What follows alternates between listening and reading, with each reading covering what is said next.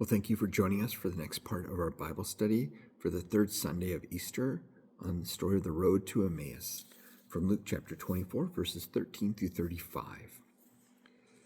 Here we continue with the two men, still do not perceive it is Jesus who is walking with them and teaching them. How can that be? They urge Jesus to stay with them for dinner. The scene is reminiscent of the Last Supper. Again, Jesus takes bread, blesses it, breaks it, and gives it to them.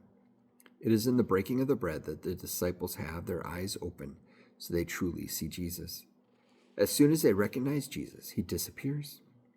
So the first question is, what connections might be made between this meal and the Last Supper?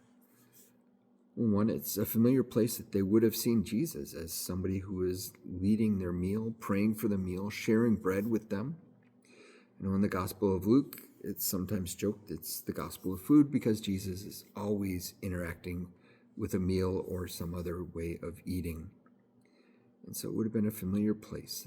In the Last Supper, it is the story of Jesus took bread, gave thanks, broke it, and gave it to them is the way we remind ourselves about what happened, how we tell that story.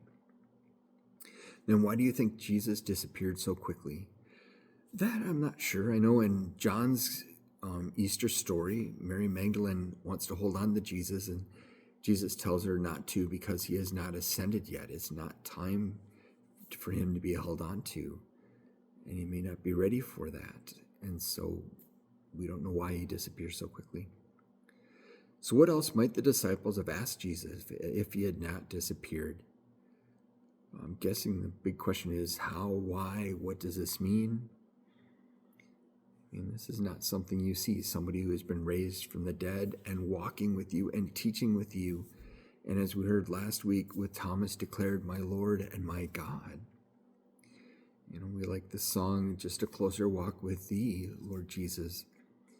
Just imagine having that connection and being to tell the story and ask those questions and just having that presence.